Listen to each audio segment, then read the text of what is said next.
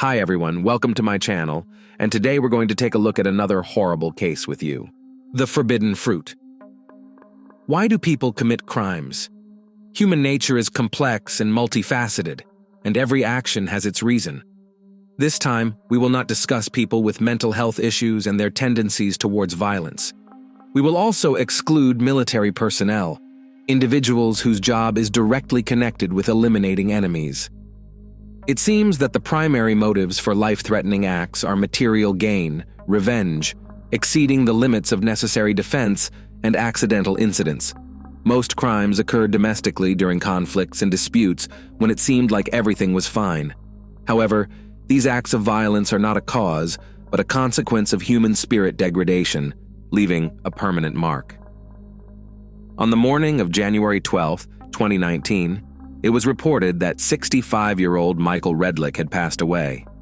Known in his circles, the former NBA executive with the Memphis Grizzlies and a beloved professor at the University of Central Florida died from a heart attack initially.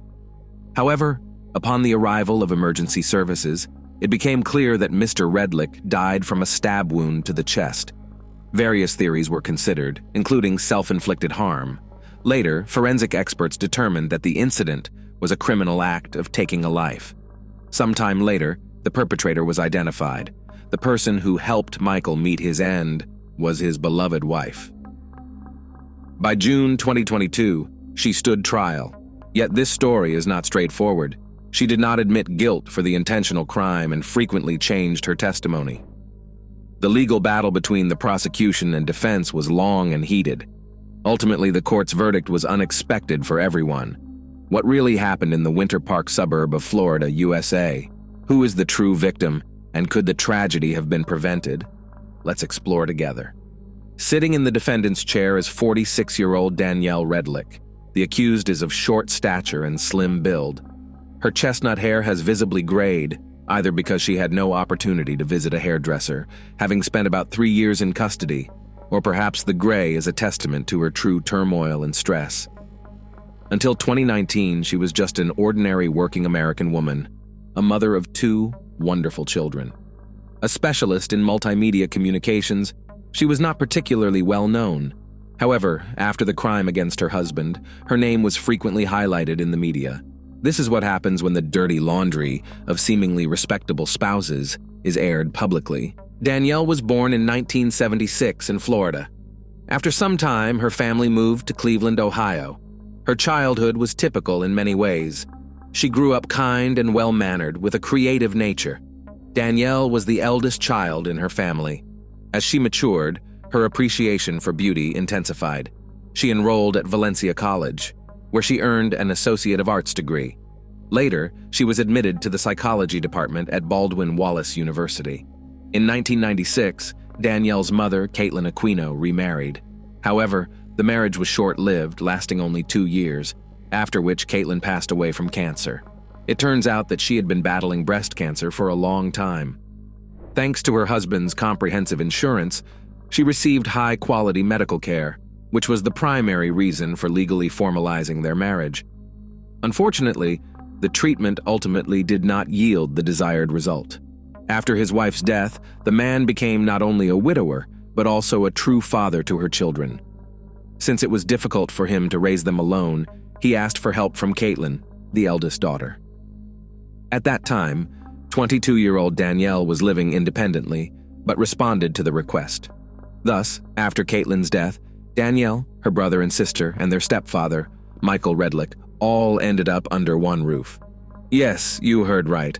The very same Michael, who later became Danielle's husband and was perpetrated on a winter evening in 2019. At first, their relationship was built on friendship. Danielle took care of the younger kids and worked part-time at a bar at night. Michael was building his career in professional sports, involved in player recruitment. He grew very attached to the children, who became like his own. He also felt comfortable with Danielle. Over time, she saw him as a dependable support. Despite the 20-year age difference, their interaction was easy and natural. Gradually, the man and woman grew closer. Neither age nor status bothered them. However, Danielle initially didn't want to make their relationship public to her family and kept it hidden for a while. With his new partner, Michael felt younger and more energetic, and she felt loved and protected. Since he had good connections, he easily found her a new job in an advertising agency. Besides, he had a high income and devoted all his free time to the family. Overall, things were going well for both of them. After some time, Mr. Redlick received a tempting job offer. He was invited to become the vice president of corporate sales for the Memphis Grizzlies basketball club. However, the new job required moving to another state. Without hesitation, he asked Danielle to come with him. But she hesitated. Danielle didn't want to change her familiar lifestyle, and she was still studying, so she declined. Yet their relationship continued long distance, and the lovers often saw each other. One day, he showed her the house he had bought for them, impressing her. The cottage was located in a picturesque area by the Mississippi River. The neighborhood was quiet and cozy. Ultimately, Danielle decided to move and live together. To ensure she had no doubts, he found her an interesting job in the radio industry. Later, Danielle recalled that at first, everything was perfect. It was only Michael's job that later brought changes. Many years later, during the trial against Danielle, her 15-year-old daughter Jaden testified. She spoke of how Michael was an excellent father who did a lot for his family. Along with her 8-year-old brother Sawyer, they attended one of the best schools, hoping to pursue careers in sports thanks to their dad's encouragement and support in enrolling them in sports programs. Jaden was close to her father, which she couldn't say about her mother, whom she saw as hysterical, manipulative, and toxic at times. The young lady believed that Danielle instigated all the conflicts at home while Michael tried to keep the family and peace intact. But was it really as the elder daughter perceived? And what caused discord in what seemed like a happy and united family? Mr. Redlick's new position came with increased responsibility and stress, and he had a difficult relationship with the management. This took a toll on him. He became very stressed and tired. Eventually, to relax and unwind, Michael turned to alcoholic beverages. Over time, this became a daily occurrence. He would often stay out late, returning home intoxicated and angry. The tension in the house was palpable. Danielle tried to support her husband, understanding his condition. After talking to her, it seemed he would calm down and promise to stop. But his promises were short-lived. One time, Michael missed a dinner they had planned together, which was not the first occurrence. But this time, they had specifically arranged to spend the evening together. Danielle was very upset and stated that if he couldn't make time for her, he should have warned her so she could make other plans. Heading towards the door, she made an ill-timed joke, which struck a nerve with Michael. He stood in the doorway and hit her across the face. The slap was so forceful that she staggered back. She then noticed that her clothes and the floor were splattered with blood. In shock, she recoiled from her husband, who began crying and apologizing. Clearly distressed, Michael tried to make amends immediately. He took his wife to a familiar sports doctor and explained what had happened. The doctor examined the unfortunate victim and provided first aid, then recommended seeing a dentist and a plastic surgeon, as the injuries were quite severe. Danielle even had a front tooth chipped. The next day, Michael arranged a memorable dinner, was very attentive and caring. Undoubtedly, his wife forgave him and did not report the incident anywhere. There was a fairly strict domestic violence law in the state, so Mrs. Redlick felt sympathy for her husband and decided not to cause him any further trouble. In fact, this was not the first warning sign. Danielle had already encountered similar behavior before. The incident happened while they were living together in Cleveland. At a concert, Danielle chatted with an ex-boyfriend, which made Michael jealous. On their way home, he dropped a few sarcastic comments about it. Danielle responded in kind. Unexpectedly, he hit her, then immediately apologized, noting that he did it because she hurt his feelings. Danielle forgave her partner, blaming herself as well. Over time, the incident was forgotten. After all, things happen in relationships. In 2003, the Redlicks welcomed their first child, a daughter named Jaden. A year later, the couple decided to legalize their relationship. It was a bright period in their lives. Everything was going well. However, Michael still faced challenges at work. The management changed, and he couldn't get the promotion he had hoped for. 7 years later, the family grew with the addition of a son named Sawyer. The parents were fully engaged in raising their children. If it weren't for one "but," Michael's job. The tension escalated, and he began drinking again. This led to more frequent conflicts. During one argument, he grabbed Danielle by the throat and pinned her against the wall, which terrified her. This time, his wife couldn't tolerate the rough behavior. She packed up, took the children, and moved in with her relatives. It's worth noting, they did not approve of the marriage initially, but eventually came to terms with it. Michael repeatedly visited her, apologizing and asking her to come back home. After some time, their relationship was restored. The following years were unstable. The Redlicks moved several times. The family patriarch was offered a job in California, where they lived for about 5 years. This period could hardly be called successful. The man again struggled with his issues and continued to indulge in drinking.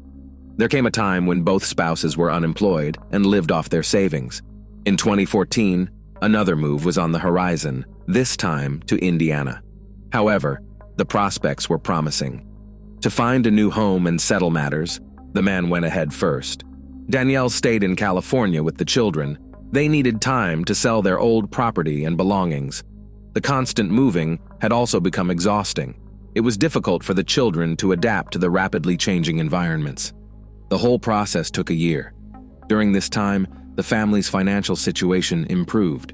However, the marital relationship underwent changes. The distance and infrequent meetings affected them. Danielle and Michael grew distant and barely communicated. When the spouses finally reunited, they faced new issues. At one point, Danielle began to suspect her husband of infidelity. He became unusually cold and distant, and the former passion had faded. However, Michael found the strength to confess that his age and health were to blame. He had been embarrassed to mention this earlier, fearing he would lose his younger wife, but Danielle was grateful for his honesty and supported him as before. After trying numerous medications, the couple decided to undergo a course of hormone injections. Testosterone injections helped Michael rejuvenate physically and mentally. He seemed to become younger, regaining his former energy and vigor. With this came an increase in his aggressiveness. One evening, while watching a movie together, Michael fell asleep. Danielle went upstairs to rest. The next morning, he entered the bathroom while she was brushing her teeth and struck her on the head. He justified his action by saying she had not woken him up the evening before. She responded that she was tired of this and was leaving. This only angered him further, and he began to choke her. Poor Danielle could not defend herself and began to lose consciousness. At one moment, she felt like she was dying. After some time, Mrs. Redlick opened her eyes and saw her husband standing over her, scared and confused, begging for forgiveness. All Danielle could do was silently crawl away. After this incident, they continued to live in the same house and raise their children together. But from that time, their relationship fundamentally changed. Apparently, a point of no return had been reached. The man began to drink more frequently, and conflicts in the home increased, even over trivial matters. The number of times Michael's discontent escalated into physical aggression increased. However, the woman did not leave him. Despite her dissatisfaction with the situation and resentment towards her husband, she continued to love him deeply. The ongoing situation also affected Danielle. She became nervous and irritable, withdrew into herself. To distract herself, she took up photography. Nevertheless, their family still appeared respectable, as most of their disagreements did not extend beyond the home. By the end of 2014, the Redlicks finally settled in Florida. This time, Michael decided to change his career path, tired of the constant stress. He took a position as Director of External Affairs and Partnership Programs at the University of Central Florida and began teaching. Although his income was less than what he made in the NBA, the job brought him enjoyment and stability. Initially, the family rented a home, but after a year, they purchased their own property in the quaint area of Winter Park. Their family home was impressive. The house was designed in a Mediterranean style and had a huge square footage. Danielle favored the attic floor, which served as her retreat. She often spent nights there, especially when Michael had bouts of anger. Testosterone injections rejuvenated him and restored their intimate life, but even during intimate moments, he could be harsh. Their relationship remained tense and unstable. Against this backdrop, Danielle developed an alcohol dependency. While Michael worked and supported the family, Danielle managed the household and children, increasingly withdrawing into herself. The numerous disputes eventually led to the couple separating in 2016. Despite this, Michael continued to see the children and support them financially, paying the bills. By this time, Danielle had found a job at a school. New acquaintances helped her out of her depression, and her responsibilities restored her independence. However, she still continued to see Michael. He could come and go as he pleased. During one of these days, another argument ensued, after which Danielle ended up in the hospital with a concussion. She kept silent again and did not tell the truth about what happened, fearing it would cause problems for her husband. But this time, Michael took her silence for granted. During questioning, Danielle confessed that in early October 2016, something extraordinary happened. Her husband had tried to run her over with his car. She was saved only because she managed to jump into the bushes. After this, Danielle went to the police department. However, when detectives began to inquire in detail about the incident, she changed her mind and left. The reason was the same as always. Later, the couple reconciled and moved back in together. However, this turned out to be a fateful decision for both of them. At around 9 a.m. on January 12, 2019, a 911 call was made. On the other end of the line, a woman introduced herself as Danielle Redlick and reported that her husband Michael had died from a heart attack.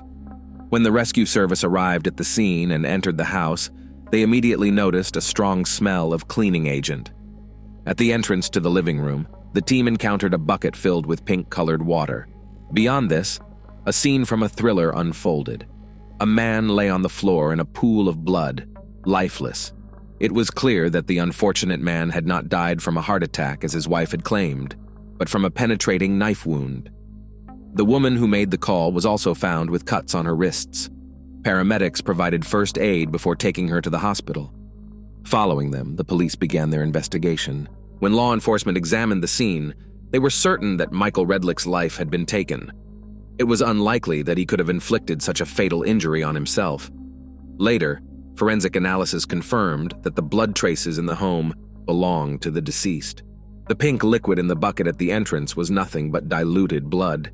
Someone, possibly the homeowner herself, had tried to erase a trail leading from the bedroom to the living room, indicating that the body had been dragged. Despite the cleaning efforts, not all evidence was destroyed. Blood spatter was found in the corners of the room and on the walls. Moreover, a large knife lay at the entrance to the kitchen, and 3 smaller knives were found in the sink. Detectives were eager to speak with Danielle.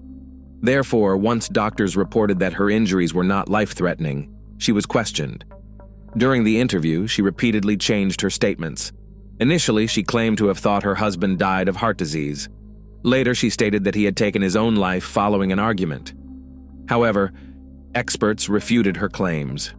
Such a wound is difficult to self-inflict, and individuals intending to end their life usually choose a simpler and less painful method. The autopsy showed that Michael died from blood loss. With timely medical help, his life could have been saved. Additionally, he had a lacerated left eye. Toxicological tests also revealed a high level of alcohol in his system. The investigation revealed that a few days before the incident, there was an argument between the spouses, witnessed by their elder daughter.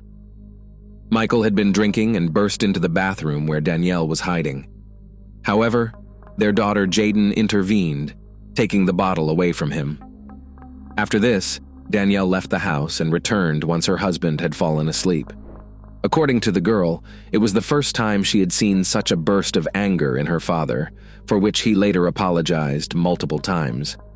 She still maintained that he was a loving and caring father, while asserting that her mother was the instigator of conflicts.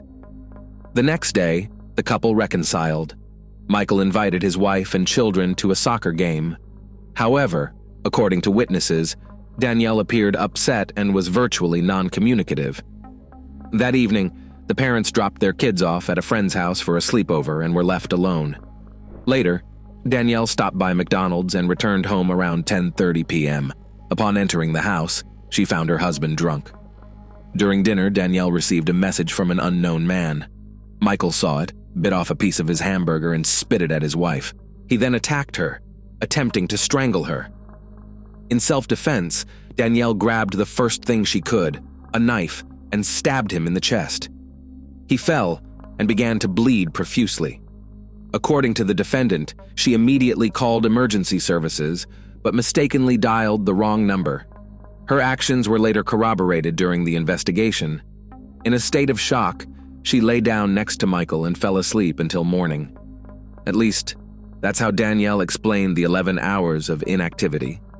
When asked by the prosecution why she lied during the emergency call and subsequent questioning, Mrs. Redlick explained that she was afraid. She was concerned that no one would believe she had acted in self-defense. There were reasons for this fear. Shortly before the incident, she had been involved in a scuffle with friends. When police arrived at the scene, she resisted, attempting to bite one of them.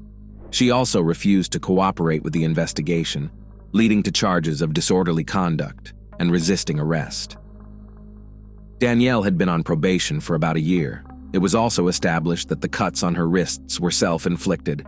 She claimed she had tried to end her life due to the emotional turmoil, but the nature of the injuries suggested otherwise.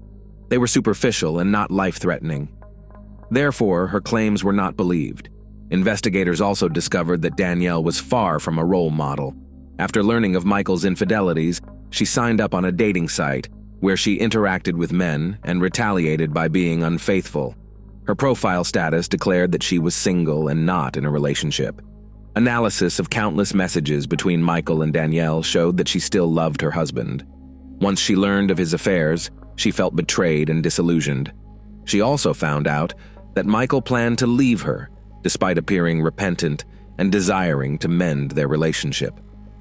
Danielle explained that it was hard for her to understand and accept her husband's actions. She was heartbroken that she had dedicated the best years of her life to a man who did not appreciate her. The prosecution used this information against her. The prosecutor argued that the crime was premeditated in a fit of rage because she could not forgive his infidelity and the impending divorce. Like Mr. Redlick, she was also prone to fits of anger, confirmed by their neighbors who noted that the couple often argued loudly, escalating into physical altercations. However, Michael and Danielle were described differently by those who knew them. Michael was portrayed positively as kind and helpful, while Danielle was seen as quarrelsome. Video evidence was presented showing the defendant acting irrationally and attacking her husband.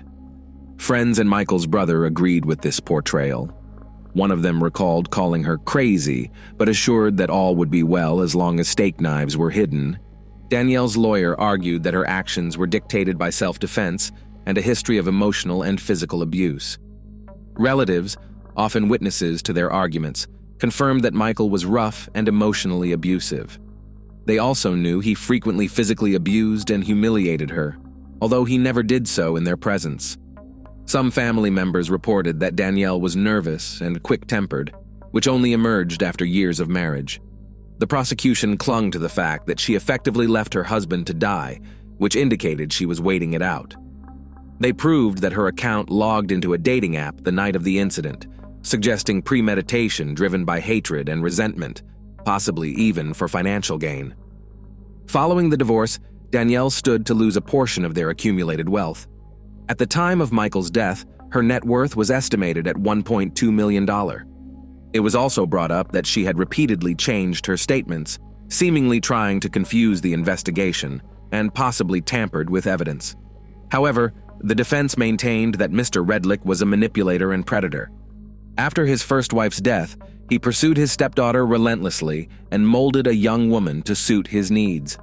During the investigation, the prosecution offered the defendant a plea deal to admit to manslaughter, which would have resulted in only 10 years of imprisonment. However, she declined, despite the fact that if found guilty of first or second-degree murder, she faced a life sentence. She continued to insist on her innocence. The outcome of the trial was surprising to everyone.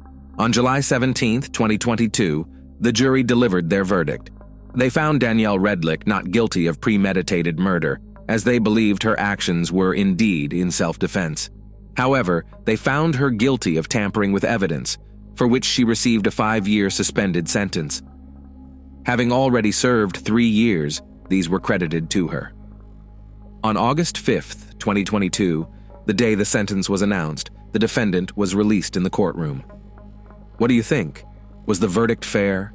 Or were the jurors cleverly misled into believing that Danielle's taking Michael's life was calculated and cold-blooded? Thanks for watching, guys. Subscribe to my channel. There are many shocking stories ahead of you.